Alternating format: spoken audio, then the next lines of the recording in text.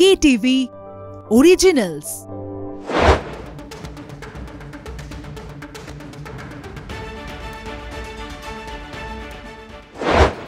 শুরু করছি আজকে stadium routine powered by one expert. আমি জয়জ্যোতি রয়েছি আপনাদের সঙ্গে।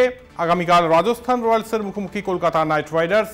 ইতিমধ্যেই পয়েন্টস টেবিল যদি দেখি তাহলে 1 নম্বর স্থানে রাজস্থান রয়্যালস এবং দ্বিতীয় স্থানে কলকাতা নাইট রাইডার্স, অর্থাৎ ফার্স্টের সঙ্গে সেকেন্ডের লড়াই, এবং এই লড়াইয়ের দিকে তাকিয়ে প্রত্যেকেরা অলরেডি গতকাল অর্থাৎ পয়লা বৈশাখের দিন ইতিহাসের বদল ঘটিয়েছে কলকাতা নাইট রাইডার্স এবং প্রথমবারের জন্য লখনৌ সুপার জায়ান্টসকে হারিয়েছে, এবং এরই সাথে 5টি ম্যাচের মধ্যে 4টিতে জয়, 1টিতে হার কেকেআরের। সব নিয়ে আলোচনা হবে। আমার সঙ্গে রয়েছেন কলকাতা টিভির যুগ্ম সম্পাদক গৌতম ভট্টাচার্য। গৌতম দা, স্বাগত। ধন্যবাদ জয়জ্যোতি। প্রথম হচ্ছে যে পয়েন্ট দিয়েতে যদিও রাজস্থান রয়্যালস এগিয়ে আছে, নেট রান রেটে কিন্তু এগিয়ে আছে কেকেআর।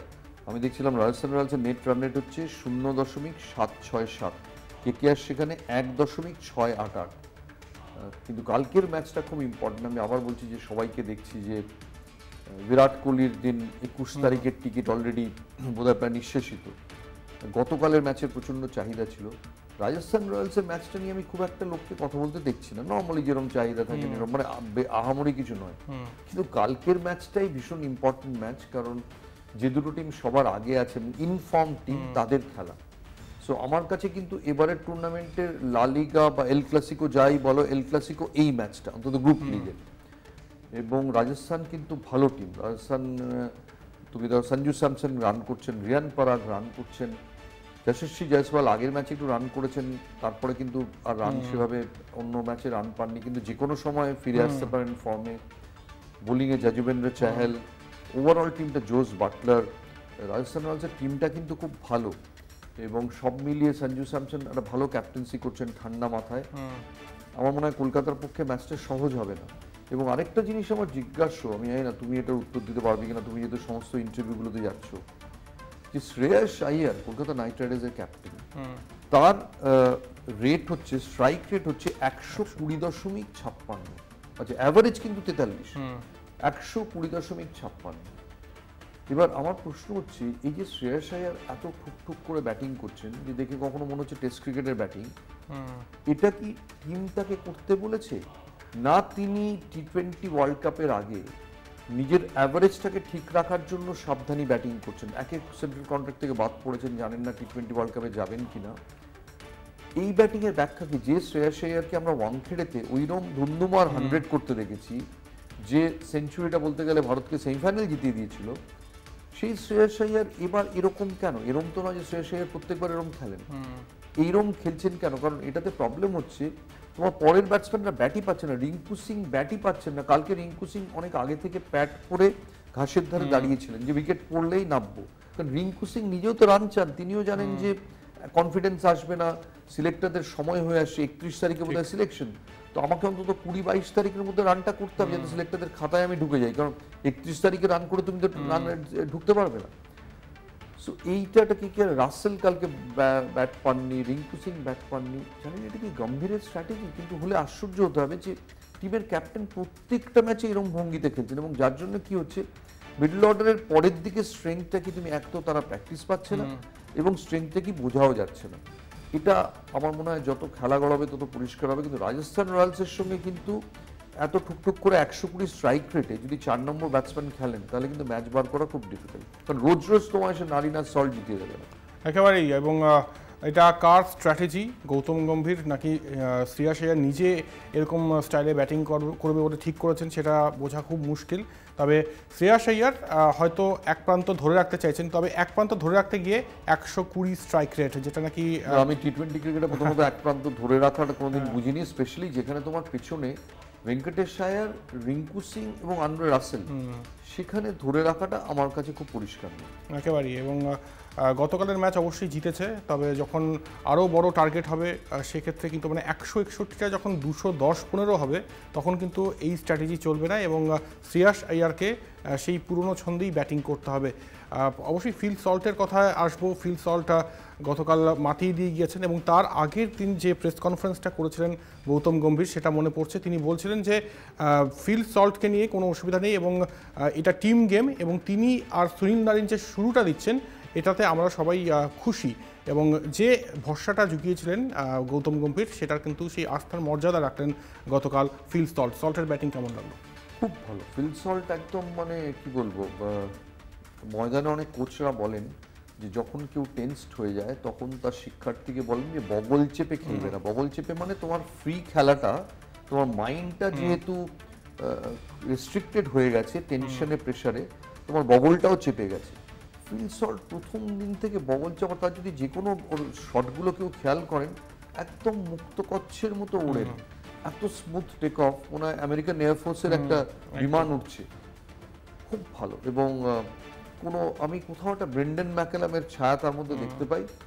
এবং কেকেআরের এটা ভাগ্য খুব সুপ্রসন্ন যে জেসন রায় হঠাৎ করে তিনি ব্যক্তিগত কারণে নিজেকে টিম থেকে সরিয়ে নেন। জেসন রায় এলে কিন্তু ফিল সল্টকে আমরা দেখতে পেতাম না। ফিল সল্টকে যে নিয়ে ফিল সল্ট এত মানিয়ে নিয়েছেন টিমের সঙ্গে, ভালো উইকেট কিপিং করছেন, কালকে ব্রিলিয়ান্ট একটা ক্যাচ ধরেছেন বরুণ চক্রবর্তীর বলে। আমি বলবো ফিল সল্ট এবারে গৌতম গম্ভীরের মতোই কেকেআর একটা দারুণ অ্যাডিশন। একেবারেই ফিল সল্ট দুর্দান্ত পারফর্ম করছেন। এবং সুনীল নারিনও রয়েছে। সুনীল নারিন অবশ্য গতকালের ম্যাচে খুব বেশি কিছু করতে পারেনি, তবে একজনকে নিয়ে কথা হচ্ছে, তার প্রসঙ্গে অবশ্যই আসবো, কারণ তিনি এই টি-20 ক্রিকেটে মানে আইপিএলে গতকাল ডেবিউ করেছেন। শামার জোসেফকে নিয়ে অনেক কথা বলছিলেন, কেমন লাগলো তার? আমার দুর্দান্ত লেগেছে। আমার মনে হচ্ছিল ইন্ডিয়ানসে আমি 80s ওয়েস্ট ইন্ডিয়ান ফাস্ট বোলারদের বোলিং দেখছি। কালকে 4 ওভারে 47 রানে কোনো উইকেট নেই হয়তো হলো, কিন্তু শামার জোসেফ এবং মায়াঙ্ক যাদব দুদিক দিয়ে যদি বোলিং করেন দেখার মতো জিনিস হবে লখনৌ সুপার জায়ান্টসের হয়ে। হয়তো আনফর্চুনেটলি খেলাটা স্ট্রাকচার এমন যে লেগে গেলে চোট হয়ে যায়, কিন্তু প্রথম 5 বলে 8 রান দিয়েছিলেন, তারপরে একটা বলে 14 রান দিলেন ওই ওয়াইড এবং নো বলে, একটা ক্যাচ পড়লো নো বলে, ফিল সল্টের ক্যাচ। কিন্তু আমি বলবো যে শামার জোসেফ বিশ্ব ক্রিকেটে সারা জায়গাতে এসছেন, যদি তার ইঞ্জুরি না হয়। কে বলতে পারে টি-20 ওয়ার্ল্ড কাপেই তিনি চমক সৃষ্টি করবেন না, কারণ ওইরকম পেস বল তোলেন, দুর্দান্ত শামার জোসেফ। তাই এই স্ট্যাটস দেখে বা স্কোর কার্ড দেখে আপনারা বিভ্রান্ত হবেন না। শামার জোসেফ ভীষণ সম্ভাবনাময় বোলার এবং আগামীতে তিনি মাতিয়ে দেবেন। আমার একটা তোমার প্রশ্ন আছে, একদম, সেটা হচ্ছে যে তুমি গেলে গৌতম গম্ভীরের প্রেস কনফারেন্স, রসগোল্লা খেয়ে ফিরলে, এবার আমার প্রশ্ন হচ্ছে, এবং সেই গম্ভীর সেই প্রেস কনফারেন্সে স্টার্ককে ডিফেন্ড করলেন এবং বললেন রসগোল্লার টাকাটা কি স্টার্ক দিয়েছিলেন তোমরা যে রসগোল্লাটা খেলে? এটা আমরা উত্তর জানি না, আপনারা কমেন্ট করতে পারেন, এটার উত্তর আমরা জানি না। তবে স্টার রসগোল্লার টাকাটা 24,75,00,000 থেকে কিনা হতে পারে। এবং আগেই মানে তিনি মনে হয় জানতেন যে সফল হবেন লখনৌয়ের বিরুদ্ধে, এবং যার জন্য হয়তো রসগোল্লাটা আগেই পাঠিয়ে দিয়েছেন না। কিন্তু আমার খুব মজা লেগেছে মিচেল স্টার্ক, তাকে যথারীতি জিজ্ঞেস করা হয়েছে কালকে 3 উইকেট পাওয়ার পর যে তার, এবং মিচেল স্টার্ক বলেছেন আকাশ চোপড়া কে আমি জানি না, কিন্তু আকাশ চোপড়ার আমার 24,75,00,000 টাকার পাওয়া নিয়ে খুব উষ্মা রয়েছে। আমি বলতে চাই মহাশয় টাকাটা তো আপনি দিচ্ছেন না। হ্যাঁ, একদমই। আর মিচেল স্টার্ক ভালো বোলিং করেছেন, নিজের নামের প্রতি অবশ্যই সুনাম, মানে নাম এবং প্রাইস ট্যাগের প্রতি কিছুটা হলেও কিন্তু সুবিচার করেছেন মিচেল স্টার্ক। কেমন লাগলো মিচেল স্টার্কের বোলিং? আমার মনে হয় যে তোমাকে যদি বা রসগোল্লা না খাইয়ে থাকেন, কিউরেটার সুজন মুখোপাধ্যায়কে খাওয়ানো উচিত। অলরেডি সুজন মুখোপাধ্যায়কে শাহরুখ খান জড়িয়ে ধরে যেভাবে মানে কি বলবো পিচ কিউরেটারদের সঙ্গে আগে সৌরভ ব্যবহার করতেন, সেরকম শাহরুখ খানই করেছেন কেকেআরের তরফে। এবং যদি এরকম উইকেট থাকে, বল যদি যায়, তাহলে আশা করা যায় যে মিচেল স্টার্ক অন্তত কিছুটা তা দিয়ে ফেরত পাবেন। স্পেশালি রাজস্থানের মতো একটা টপ টিমের এগেনস্টে মিচেল স্টার্কের মতো একজন লোক যার ওইরকম একটা রেপুটেশন এবং ওই গতি আছে, তিনি যদি একটা আর্লি ব্রেক থ্রু এনে দিতে পারেন, তাহলে আমরা বলতে পারবো যে বলে স্টার্ক, ব্যাটে সল্ট, এটাই কেকেআরের ভরসা। কথাটা ছড়াটড়াও হয়ে যাবে, মিম হয়ে যাবে, কে বলতে পারে, এখন তো ছড়াচ্ছে মিম বেশি। একদমই তাই। কিন্তু আমার তোমাকে দেখে অবাক লাগছে, তুমি একটা জায়গায় গিয়ে রসগোল্লা খেয়ে এলে, রসগোল্লাটা কে খাওয়ালো তুমি সেটা জানো না? কেকেআর খাইয়েছে। এখন কেকেআরকে টাকাটা কে দিয়েছে, স্টার্ক কি না অন্য কেউ, সেটা জানি না। তো যাই হোক, স্টার্কের কথা বলছিলাম। তবে যেটা বললেন যে গৌতম দা ব্যাটে সল্ট এবং বলে স্টার্ক, তবে এক্স ফ্যাক্টর কে সুনীল নারিন কালকেও কিন্তু দুরন্ত বোলিং করেছেন, 4 over 17 run 1 wicket. Narine bat না পারলেও বলে কিন্তু মাতিয়ে দিচ্ছেন। নারিনকে দেখে আমার অবাক লাগছে। আমি কেকেআরে নারিনের সঙ্গে আমি একটাই পাশে বসার মতো উপমা খুঁজে পাচ্ছি, মোহনবাগানের সুব্রত ভট্টাচার্য। 2012 থেকে কেকেআরকে যে সার্ভিস দিয়েছেন নারিন, আমি কালকেই বসে ভাবছিলাম যে আমার যদি কেকেআরে টিম সিলেকশন বা নিলামে 20% ক্ষমতাও থাকতো, আমি প্রথমে বলতাম নারিনকে বসাও, অন্তত গত 2-1 বছর যে ফর্মে ছিলেন সেখানে গম্ভীর নারিনকে রিটেন করে নারিনের পুনর্জন্ম হয়েছে কিন্তু গম্ভীরের জন্য, বা নারিনের পুরো চেহারাটাই বদলে গেছে। লাস্ট 2 বছর নারিনকে দেখে আমার মনে হচ্ছে যে আরে বাবা একে ত্রিনিদাদ পাঠিয়ে দাও তাড়াতাড়ি, ও ত্রিনিদাদ ফেস্টিভ্যালে নাচুক, এখানে থাকার দরকার নেই। কিন্তু এবছরের নারিন কমপ্লিটলি আলাদা, মানে একজন কোচ ভরসা দিলে বা মেন্টার ভরসা দিলে বিদেশি প্লেয়ার হোক দেশি প্লেয়ার হোক যে কি করতে পারে তার নমুনা বোধহয় নারিন একেবারেই। কেউ কেউ বলছেন শেষ আইপিএল খেলছেন বোধহয় সুনীল নারিন, তার জন্য কি এরকমভাবে রাঙিয়ে দিচ্ছেন? শেষ না এর পরেও খেলবেন সেটা তো পরে বোঝা যাবে, তবে এখনও পর্যন্ত যে কটা ম্যাচ খেলেছেন এই আইপিএলে মাতিয়ে দিয়ে গেছেন সুনীল নারিন, হয় ব্যাট হাতে নয় বল হাতে। এরপর একটা ক্যাচ নিয়ে আলোচনা করতে হবে। মিচেল স্টার্ক 3টি উইকেট নিয়েছেন ঠিকই, তবে একটা উইকেট বলা হচ্ছে রমনদীপ সিংয়ের। পয়েন্টে দাঁড়িয়ে একটা অসাধারণ ক্যাচ 90 দশকের জন টিরোসকে মনে করিয়েছেন গতকাল রমনদীপ সিং, কি বলবেন? অ্যাবসলিউটলি, রমনদীপ সিং তার আগের দিন না ক্যাচ ছেড়েছিলেন ঋতুরাজ গাইকোয়াড়ের, যে ক্যাচ ছাড়াটা খুব কস্টলি হয়ে গিয়েছিল কেকেআরের পক্ষে। ওই সময় ক্যাচটা ধরে নিলে ঋতুরাজ এতটা ইনিংস এগিয়ে নিয়ে যেতে পারেন না। ওই ক্যাচটা যত সহজ ছিল এটা ততটাই কঠিন এবং দুরন্ত ক্যাচ। তুমি ঠিকই বলেছো, যেটা জন টিরোজকে মনে করিয়ে দেয়। ব্রিলিয়ান্ট। আমি জানি না রমনদীপ সিংকে এরপর সার্কেলের মধ্যে কোথায় ফিল্ডিং করানো হবে, কারণ যে ক্যাচটা তিনি ফেলেছিলেন সেই সময় তিনি ছিলেন কিছুটা কি বলবো শর্ট স্কোয়ার লেগ বা এরকম একটা জায়গায়। কালকে আবার পয়েন্টে ওই ক্যাচটা, আমি জানি না তাকে সার্কেলের মধ্যে কোথায় ফিল্ডিং করানো হবে, কিন্তু সার্কেলের মধ্যে তিনি যে একটা অ্যাসেট হয়ে গেছেন কেকেআরের, এ ব্যাপারে কোনো সন্দেহ নেই। এবং তাকে কে পুশ করলেন এটাও দেখার, কারণ এর আগের আইপিএলগুলো কিন্তু তিনি নজর কাড়ার মতো কিছু পারফরমেন্স করেননি। এবার আমরা জানি না যে শুধুই কি গম্ভীর নাকি কোচ চন্দ্রকান্ত পণ্ডিতেরও অনেক উল্লেখযোগ্য কন্ট্রিবিউশন আছে, এটা হয়তো যত সময় এগোবে তত জানা যাবে। একেবারেই টিম গেমের জয়গান গেয়েছিলেন এর আগে গৌতম গম্ভীর, এবং টিম গেম কিন্তু ধরা পড়েছে ইডেন গার্ডেন্সের সবুজ গালিচায়। আগামীকাল ম্যাচ রয়েছে। পণ্ডিতের নামই আমি পণ্ডিতকে পরে বলবো যে আপনি একটু সোনপাপড়ি নিয়ে জয়জ্যোতিতে প্রেস কনফারেন্সে যান, খালি গম্ভীরও চন্দ্রকান্ত পণ্ডিতের কথা বলেছেন এবং তার হয়ে কিন্তু ব্যাট ধরেছেন। তাই এটাই বলার যে গম্ভীর তো রয়েছেনই, তবে আদার্স যারা রয়েছে তাদের কন্ট্রিবিউশনটাও কিন্তু হিউজ, মানে একটা পণ্ডিতও দরকার। একদম।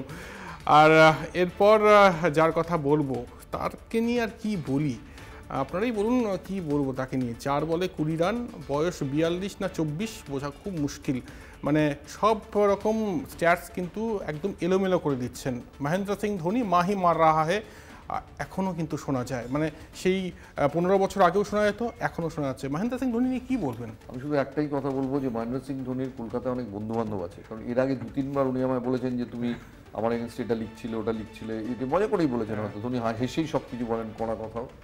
তো আমি তাদের বলছি প্লিজ এটা অনুবাদ করে ধোনিকে পৌঁছে দেবেন যে আর যেন উনি ওয়ানখেড়ের অন্তত না খেলেন।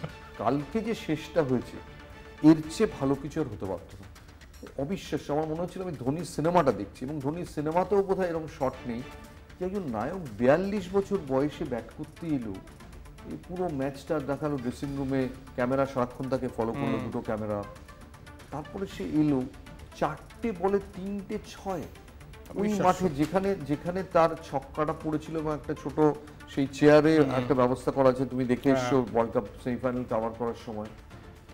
মহেন্দ্র সিং ধোনির শিয়ার ম্যাজিক। আমি কালকে ওই ইনিংসটার পরে জাস্ট বসে ভাবছিলাম যে বছর 5-6 আগে ব্যাঙ্গালোরেতে রবি শাস্ত্রীর সঙ্গে আমার একটা কথা হচ্ছিল, এই সৌরভ ভার্সেস ধোনি। তখন শাস্ত্রী একটা সময় বিরক্ত হয়ে বললেন আপনি তো মানবেন না ধোনি, একটা কথা শুধু বলছি যে একদিন ভারতীয় ক্রিকেটে দেখবেন কপিল দেব, গাভাস্কর এবং সচিনের পাশে শুধু মহেন্দ্র সিং ধোনি বসবে। কপিল দেব, গাভাস্কর, সচিনের পাশে দ্রাবিড়ও না, কুম্বলেও না, গাঙ্গুলিও না। 5 বছর আগে বলেছিলেন, কালকে রাত্রিরে মনে হলো একদম ঠিক বলেছিলেন। মহেন্দ্র সিং ধোনি একটা বিস্ময়, মানে জাস্ট বিস্ময়, চলমান অশরীরের মতো বিস্ময়। কোনো প্র্যাকটিস না করে উইকেট কিপিং করেন, কালকে ওরমেশে 3টে 6 মেরে দিলেন, কিছু বলারই নেই, মানে কোনো ব্যাকরণে যায় না। আমরা এত বছর ক্রিকেটটা যেভাবে দেখেছি, যেভাবে পড়েছি, যেভাবে জেনেছি, শুধু আমরা কেন, ইংরেজরা যেভাবে ক্রিকেট তৈরি করেছে, 42 বছর বয়সে টি20-র মতো গতিশীল ফরম্যাটে 2024-এর একটা লোক ইন্টারন্যাশনাল ক্রিকেট খেলে না, ন্যাশনাল ক্রিকেট খেলে না, সে এসে ডোমেস্টিক ম্যাচেও তাকে পাওয়া যায় না, সে কি করে সেই জানে। সে এলো 1 মাস প্র্যাকটিস করলো, কিপিংও করে দিচ্ছে, আবার তারপরে 4টে 6 মেরে দিল, 3টে 6 মেরে দিল, 4টে। কার বলে? হার্দিক পান্ডিয়া, যে কারেন্ট ইন্ডিয়ান ক্রিকেটার, অবিশ্বাস্য। মহেন্দ্র সিং ধোনি নিয়ে কিছু বলারই নেই। একদমই কিচ্ছু বলার নেই। আর ওয়াংখেড়েতে এপ্রিল মাসে যদি মহেন্দ্র সিং ধোনি ব্যাট হাতে নামেন তাহলে অনেক কিছু ঘটে। 2রা এপ্রিল 2011তেও ঘটেছিল এবং 14ই এপ্রিল আমার একটা কথা মনে হয় যে মহেন্দ্র সিং ধোনি কিন্তু খুব সেন্সিটিভ মানুষ। বাইরে থেকে দেখে মনে হয় ভীষণ কুল, একদম না। সামান্যতম আঁচড়ে রক্ত ঝরে, যে বলছিলাম যে আমার বলেছিলেন কলকাতায় তুমি লিখছো, কোথাও মনে হয় যে ওর মধ্যে একটা সফট দিকও ভীষণ আছে, যেটা উনি দেখান না। এই যে যখন রিটায়ার করলেন, তোমার মনে হচ্ছে ইনস্টাগ্রামে একটা গান দেখ, মাই পল দো পল কা শায়ের হো। এবার কোথাও মনে হচ্ছে এই যে লম্বা চুল রেখেছেন এবার, আমি হয়তো এটা একটা কষ্টকল্পিত আমার ধারণা, যে কোথাও মনে হচ্ছে হয়তো উনি বলছেন দর্শকদের যে লম্বা চুল রেখে আমার জীবন শুরু হয়েছিল আপনাদের সামনে, ওই চুলটাতেই শেষ করে যাচ্ছে, এটাই আমার শেষ বছর। এটা যদি হয় আশ্চর্য হবে। একেবারেই, অনেকেই বলছেন এই কথাটা, গৌতমদাও বললেন, এবং যদি এটা হয় একদমই আশ্চর্যের কিছু থাকবে না। তবে কি বলছো বলো? আমারও তাই মনে হচ্ছে। তবে ওই মহেন্দ্র সিং ধোনি যেভাবে রাঙিয়ে দিয়ে যাচ্ছেন, মানে আমরা তো আমাদের দেখতে ভালো লাগে আর মুগ্ধ হয়ে দেখছিলাম। সিএসকে নন প্লেইং ক্যাপ্টেন করে রেখে দিক, অনেক বড় বড় নন প্লেইং ক্যাপ্টেন আমরা টেনিসে দেখেছি, নন প্লেইং ক্যাপ্টেন করে রেখে দিক। এই শেষের পর আর কিছু হতে পারে না, এই গল্প এখানে শেষ, গল্প এখানেই শেষ। তবে আবার মহেন্দ্র সিং ধোনি শেষ হইল না শেষ পরে কিনা সেটা পরের বিষয়। তবে হার্দিক পান্ডিয়ার কি হবে? হার্দিক পান্ডিয়া কি মানে অমিতাভ বচ্চনের সিনেমায় যেরকম অমরিশ পুরী কিংবা মদন পুরী কিংবা রঞ্জিত, এখন মহেন্দ্র সিং ধোনির সিনেমায় সেরকমই হার্দিক পান্ডিয়া। কালকে ব্রেকের সময় যখন মুম্বাই ইন্ডিয়ান্স হারেনি, আমি গাভাস্কার আর কেভিন পিটারসনের ইন্টারভিউ দেখছিলাম, গাভাস্কার লিভিড এবং বলছেন যে কি হচ্ছে, এটা কি অর্ডিনারি বোলিং, অর্ডিনারি ফিল্ডিং, যা তুমি যে সময় ধোনিকে সেকেন্ড বলটা দিলে, লেংথ বল যেটা চাইছিল সেটা দিলে, থার্ড বল কিনা ব্যাটের ডগায় দিয়ে দিলে লেগ স্টাম্পের ওপরে, তুমি তো 6 খাবে। ইনফ্যাক্ট পরে দেখা গেল ওই একটা ওভার ম্যাচে নিষ্পত্তি করে দিল একদম। এবং হার্দিক পান্ডিয়াকে নিয়ে এখন রিলায়েন্স কর্তারা যেরকম সমস্যায় পড়েছেন, আমার মনে হয় ওদের ব্যবসার ডিসিশনেও এত সমস্যা হয় না, বড় বড় ডিসিশনে, যে আমি এখানে জিও টাওয়ার এখানে পুঁতবো কি পুঁতবো না, এগুলো বোধহয় ইজিয়ার। কিন্তু এটা গোটা আসমুদ্র হিমাচল চাইছে যে এই লোকটাকে সরাও। এবার এদের প্রবলেম হচ্ছে যে ওরা যদি সরান, প্রথমত নিজেদের সিদ্ধান্তের বিরুদ্ধে যেতে হবে জনমতে, ওটা একটা ইগোর ব্যাপার রয়েছে, আমরা এত বড় শিল্প গোষ্ঠী আমরা জাস্ট পাবলিকের চাপে সরিয়ে দেবো। সেকেন্ড হচ্ছে যে যাকে সরাবো সেই লোকটা কিন্তু আগের বারের রানার আপ টিমের ক্যাপ্টেন, তার আগের বার চ্যাম্পিয়ন টিমের ক্যাপ্টেন, তাকে সরিয়ে দেবো রাতারাতি? আচ্ছা, তাকে সরিয়ে যাকে আমি আবার যদি রোহিত শর্মাকে আনি, তার 37 বছর বয়স, তাকে সামনের দিকে তাকাবো কি করে? তাহলে কি করবো? তাহলে কি জসপ্রীত বুমরাহকে ক্যাপ্টেন করবো? তাদের সামনে নানান সমস্যা। শুধু আমি একটা কথাই বলি যে কোথাও একটা মনে হচ্ছে যে ক্রিকেট তার বিচার করেছে, কারণ এই হার্দিক পান্ডিয়া, এই শ্রেয়স আইয়ার এবং এই ঈশান কিশন, এই তিনজনের কেউই রঞ্জি খেলার ন্যূনতম আগ্রহ দেখাননি। ঈশান কিশন একটা ইন্টারেস্টিং কথা বলেছেন যে আপনারা আমাদের দোষ দেন, আমরা কত প্রেশারে থাকি আপনারা কি জানেন? সেই প্রেশারটা বোধহয় মুম্বাই ইন্ডিয়ান্সের প্রেশার, যে জন্য তিনি রঞ্জি ট্রফি খেলা ছেড়ে হার্দিক পান্ডিয়ার সঙ্গে প্র্যাকটিস করছিলেন। কিন্তু আমি বিশ্বাসই করি না হার্দিক পান্ডিয়া যদি বলতেন যে আমি গুজরাটের রঞ্জি ট্রফি খেলবো, কেউ তাকে আটকাতে পারতো না। কিন্তু এদের খালি আইপিএল খেলার মন, রঞ্জি ট্রফি খেলবে না। এবং এই প্র্যাকটিসটা না করে আজকে হার্দিক পান্ডিয়ার যে অবস্থাটা, অনেকটাই কিন্তু ম্যাচ প্র্যাকটিসে না থাকার জন্য। হার্দিক পান্ডিয়া অবভিয়াসলি একটা বড় ক্রিকেটার, কিন্তু আজকে দেখছো তো কিরকম যত প্রেশার বাড়ছে। এবং কেভিন পিটারসন খুব ভালো বলেছেন যে তুমি একটু বেশি হাসছো হার্দিক, আমি জানি তুমি প্রেশারে আছো, আমি ফায়ারিং লাইনে ছিলাম, আমি জানি কিরম প্রেশার এই সময় হতে পারে। এবং এই সময় হার্দিক পান্ডিয়া কি করবেন এখন? অধিনায়কের যা পারফরমেন্স, তাতে আমি দেখছিলাম যে হার্দিক পান্ডিয়া রান কত এখন, 100, শ্রেয়স আইয়ার হচ্ছে একটু 6টা ম্যাচে 131 রান, তার মানে ধরো 22 মতন হচ্ছে তোমার পার ম্যাচ রান, 145 স্ট্রাইকে, 3টে উইকেট, 12 ইকোনমি রেট। ইন্ডিয়ান টিমে ঢোকানোই উচিত নয়, মানে ইন্ডিয়ান সিলেক্টরদের নোট বইতেই থাকা উচিত না হার্দিক পান্ডিয়ার নাম, এখন যেভাবে চলছে। এবার কি করবেন মুম্বাই ইন্ডিয়ান সিলেক্টররা? তারা কি বাদ দেবেন, কি করবেন? হয়তো হার্দিককেই 2-1টা ম্যাচ রেখে দেবেন আমার ধারণা, তারপরে রোহিতকে হয়তো অনুরোধ করবেন এই মরশুমটা চালাতে। এই টিমটার নাম সিএসকে হলে এতক্ষণে হার্দিক সরে গিয়ে ধোনি ফেরত এসছেন, যেমন জাডেজা এসছেন 2022। একেবারেই খুব সরাসরি মানে জানতে চাইবো গৌতমদার কাছে, টি-20 ওয়ার্ল্ড কাপের দলে হার্দিক পান্ডিয়াকে দেখছেন কি দেখছেন না? দেখো, আমার মনে হয় যে প্রতিবার যখন টেলিভিশনে হার্দিক পান্ডিয়া আসছেন, সিলেক্টরদের নোট বইটা বন্ধ করে খেলা দেখা উচিত, যা রয়েছে অবস্থা। এবং সবচেয়ে বড় কথা যে আমার খুব ভালো লাগছে দেখে, যে কোথাও না কোথাও ফ্র্যাঞ্চাইজি ক্রিকেট, টাকার ক্রিকেট সব কিছু, কিন্তু ক্রিকেট জনতা ফাইনাল রায়টা দিচ্ছে। মাঠে যারা ধোনির হয়ে চেঁচাচ্ছে মুম্বাইতে বসে, তারা কেউ তারা তাদের আধার কার্ডটা মুম্বাই, কিন্তু তারা বড় ক্রিকেটের ভক্ত, বড় প্লেয়ারের ভক্ত। যারা হার্দিকের এগেনস্টে বলছে তারাও কিন্তু মুম্বাইকার, তারা কিন্তু মুম্বাইয়েরই সমর্থক। কিন্তু কোথাও একটা বড় ক্রিকেটার বা বড় ক্রিকেট স্কিল একটা ডিফারেন্স করে দেয়, এবং সেটা এত বড় হয়ে যায়। এই তুমি কত লোককে চাচাবে, সঞ্জয় মাঞ্জরেকর বলেন বিহেভ, আরে কি বিহেভ, কটা লোককে তুমি খাওয়াবে, এইটা একটা ম্যাসিভ। এইটা একই রকম আউটপোরিংটা কিন্তু কলকাতাতেও হতো 2009 আইপিএলে, যদি না আইপিএলটা সাউথ আফ্রিকায় দুম করে চলে যেত, যেবার সৌরভকে সরিয়ে ব্রেন্ডন ম্যাকালামকে ক্যাপ্টেন করা হয়েছিল। কেকেআর লাকি যে সেবার খেলাটা সরে যায় দূরে, তাই ডিসিশনটা নিতে পেরেছিল। এই হার্দিকের খেলাটা দুবাইতে হলে এত প্রবলেম হতো না। কিন্তু এখন এই পরিস্থিতি, আমি তো বলবো যে হার্দিক পান্ডিয়ার মতোই নীতা আম্বানির সামনে ইকুয়াল কঠিন পরিস্থিতি, তিনি কি করবেন। একদম, হার্দিক পান্ডিয়ার কথা আসলে অবশ্যই রোহিত শর্মার কথা আসবে, এবং দ্য হিটম্যান কিন্তু কালকে আগুন জ্বালিয়েছেন ওয়াংখেড়েতে। যদিও মুম্বাই ইন্ডিয়ান্সকে হারতে হয়েছে, তবে তিনি 17 রান করেছেন এবং আরও একটি রেকর্ড করেছেন। প্রথম ভারতীয় ক্রিকেটার হিসেবে টি20 ক্রিকেটে 500-র বেশি 6 মারার রেকর্ড হিটম্যানের জুড়িতে। হিটম্যানের ব্যাটিং কেমন লাগলো? তার আগে বলবো যে ভারতীয় ক্রিকেটে যদি সবচেয়ে আমার দেখা সেলফলেস ক্রিকেটার রাহুল দ্রাবিড়। আমি রাহুল দ্রাবিড়ের সঙ্গে রোহিত শর্মাকে রাখতে চাই, যিনি আদ্যন্ত টিম ম্যান। আমি খুব আশ্চর্য হয়ে গেছি কালকে রাত্রিরে রোহিত শর্মার সেঞ্চুরি এবং মুম্বাই ইন্ডিয়ান্স হারার পরে টুইটারে ট্রেন্ডিং করছিল সেলফিশ। সেলফিশ কে না, রোহিত শর্মা নাকি সেলফিশ? 63 বলে 105 রান করেছে, সেলফিশ? যদি তুমি দেখো সেঞ্চুরি পূর্ণ হওয়ার পর যদি ছবিটা দেখো, ব্যাটটা অব্দি তোলেনি একটা লোক, ব্যাট তোলেনি, জাস্ট নন স্ট্রাইকারের সঙ্গে হ্যান্ডশেক করেছে। এবং আরও করুণ হচ্ছে যখন ক্রিকেটাররা ওই খেলার পরে বাধ্যতামূলক হ্যান্ডশেকিংটা যখন হয়, তুমি যদি রোহিত শর্মার ছবিটা দেখো, রোহিত শর্মা পাশ দিয়ে বেরিয়ে যাচ্ছেন ব্যাটটা নিয়ে, হ্যান্ডশেক অব্দি করেননি। একটা ক্রিকেটার কতটা দগ্ধ হলে তার এইরকম কমিটমেন্ট থাকতে পারে, আর বিনিময়ে সে কি পেয়েছে। আমি অবাক হয়ে যাচ্ছি কালকের মতো ম্যাচে, যেখানে জেতাটা খুব ক্রুশিয়াল ছিল। আমার টিমে আমি যদি ক্যাপ্টেন হই, রোহিত শর্মা যদি আমার টিমে থাকেন, আমি রোহিত শর্মাকে সার্কেলের মধ্যে রাখবো। ঠিক বিরাট কোহলি 2019 ওয়ার্ল্ড কাপে যেরকম ধোনির কাছ থেকে অ্যাডভাইস নেবেন, সে অ্যাডভাইস নেব। রোহিত শর্মা কোথায় গেলেন? রোহিত শর্মা পাঠিয়ে দিল লং লেগ বাউন্ডারিতে অনেকক্ষণের জন্য, যেন অ্যাজ ইফ তুমি বাবা দূরে থাকো। এবার এটাতে কার কি লাভ হলো? রোহিত শর্মা তা সত্ত্বেও কিন্তু এরকম একটা ইনিংস খেলেছেন, এবং খেলে এই যে কমিটমেন্টটা, যে আমি সেঞ্চুরি করেছি, কি উচ্ছ্বাস দেখাবো, টিমই তো হেরে গেছে। So team before anyone else, team before self, এই কমিটমেন্টটা দেখার মতো, শেখার মতো।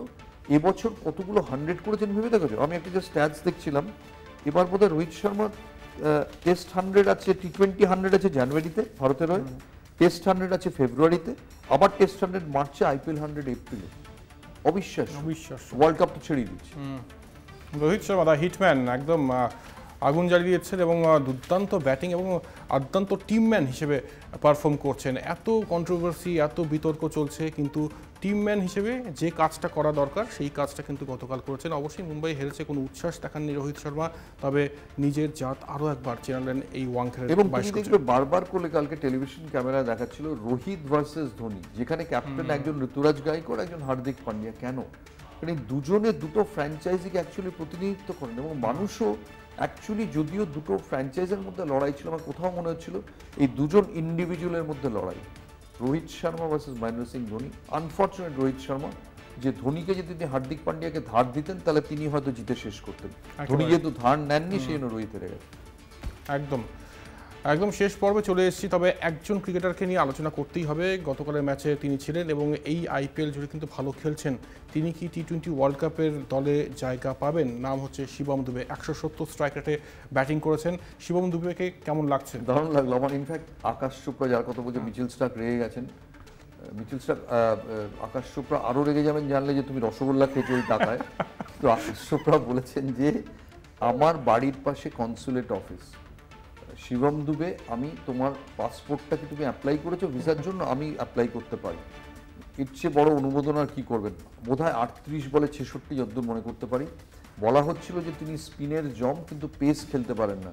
কালকে শুরু থেকে মুম্বাই তাকে পেস দিয়ে ট্রাই করেছে, বুমরাকে নিয়ে এসে বিভিন্নভাবে ট্রাই করেছে বুমরা, কিন্তু শিবম দুবে কিচ্ছু করতে পারেনি। এবং এত ক্লিন হিট করেন যে আমার তো মনে হয় তাকে অবশ্যই নিয়ে যাওয়া উচিত ওয়েস্ট ইন্ডিজে। অবশ্যই নিয়ে যাওয়া উচিত। অজিত আগারকার অ্যান্ড কোম্পানির মাথা ব্যথার কারণ অনেকেই হবে। ঋতুরাজ গায়করও ভালো ব্যাটিং করছেন। দেখা যাক টি-20 ওয়ার্ল্ড কাপের দলে কারা কারা কোন নতুন মুখ সুযোগ আমরা পেতে কিন্তু চলেছে। বারবার করে বলছি যে আমাদের দর্শকদের, স্টেডিয়াম বুলেটিনের দর্শকদের, যে আপনারা টিম পাঠান। আমার মনে হয় একটা কাট অফ ডেট করে দাও, 20 এপ্রিল। আমরা 27 করেছিলাম, 27 এপ্রিল, হ্যাঁ 27 এপ্রিল করেছিলাম যে আপনারা টিম পাঠান এবং সেই টিম যদি মিলে যায় আপনাদের নাম কিন্তু নেব। অনেক স্টেডিয়াম বুলেটিনে অনেক রকম কমেন্টস আছে, কাইন্ডলি এটা হ্যাশট্যাগ করে দেবেন টিম সিলেকশন, হ্যাশট্যাগ করে দেবেন টিম সিলেকশন। যদি আপনাদের সঙ্গে ফাইনাল টিম মিলে যায়, আমরা প্রোগ্রামে অবশ্যই আপনাদের নাম বলবো। দরকার হলে একদিন আপনাদের স্টুডিওতে প্রোগ্রাম দেখার জন্য আমন্ত্রণ জানাবো। একেবারেই। আর যাওয়ার আগে একটা কথাই বলার, যে গৌতম গম্ভীরও কালীঘাটে গিয়েছিলেন, রিঙ্কু সিং কালীঘাটে যাচ্ছেন, তবে ব্যাটিং পাচ্ছেন না। দেখা যাক আগামীকালের ম্যাচে পান কিনা। তবে শেষ প্রশ্ন গৌতম দাকে, যে রাজস্থানের হাল্লা বোল নাকি বাজিগারের দলের বাজিমাত আগামীকাল? 51 কেকেআর, 49 রাজস্থান। কেকেআর রাজস্থান কিন্তু ভালো টিম। রাজস্থান কে রান করে দেবে, এতগুলো ম্যাচ উইনার আছে। কেকেআর যদি ব্যাটিং প্র্যাকটিসটা একদম প্রায় পায়নি লাস্ট 2-1 ম্যাচ, আমি ওই জন্য চিন্তিত যে ওপেনিং কম্বিনেশনটা দুজনে যদি আউট হয়ে যান তাহলে কে ধরবেন, সেই জন্যে বলা মুশকিল। তবে মিচেল স্টার্ক পরে প্রেস কনফারেন্সে আবার খাওয়ার জন্য তৈরি করবেন। মিচেল স্টার্ক এবার চন্দ্রকান্ত পণ্ডিত নিয়ে ঢুকবেন, একদম সব স্টার্কের অ্যাকাউন্ট থেকে ডেবিট হচ্ছে। হ্যাঁ, আর রসগোল্লার হাড়িটা সম্ভবত সুজন মুখোপাধ্যায়ের জন্য পাঠাবেন। তো দেখা যাক কি হয়, অনেক কিছুই হবে। আইপিএল কিন্তু জমে গিয়েছে, কলকাতা নাইট রাইডার্স দুরন্ত ফর্মে রয়েছে, রাজস্থান রয়্যালস অর্থাৎ 1 নম্বর পজিশনে যে দল, তাদের বিরুদ্ধে আগামীকাল নামছে কলকাতা নাইট এরকম একটা রাইডার্স। ছবি পেলে কিরকম হয় যে একটা যেখানে আছেন আইটিসিতে 5টা রেস্তোরাঁয় কন্টিনেন্টাল ডিশ নিয়ে বসেছেন মিচেল স্টার্ক, আর সুজন মুখোপাধ্যায়কে বলছেন আপনি একটু ট্রাই করে দেখুন। হ্যাঁ, দুর্ধর্ষ, মানে একদম জমে একেবারে ক্ষীর পুরো। তো যাই হোক, এখানে শেষ করতে হচ্ছে। অবশ্যই আপনারা দেখছেন স্টেডিয়াম বুলেটিন, ফিডব্যাক জানাচ্ছেন, অনেক ধন্যবাদ আপনাদেরকে। আর স্টেডিয়াম বুলেটিন দেখতে থাকুন, গৌতম দা তো রয়েছেনই। আর স্টেডিয়াম বুলেটিন দেখার জন্য কলকাতা টিভি অনলাইনে লগ ইন হতে হবে, একই সঙ্গে ফেসবুক, ইউটিউব তো রয়েছেই। তাই আজকে এখানে শেষ করছি। দেখতে থাকুন stadium bulletin, powered by 1xBet। আর আমাদের digital broadcast partner Dailyhunt রয়েছে, আর আমাদের ক্যামেরার উপরে শম্ভু রয়েছে, এবং পুরো টিমকেই আমাদের তরফ থেকে অনেক ধন্যবাদ। আজকে আসি, তাড়াতাড়ি সবাইকে মোহনবাগান ম্যাচে ছুটতে হবে। আজকের মতো বিদায় নিই, শুভরাত্রি।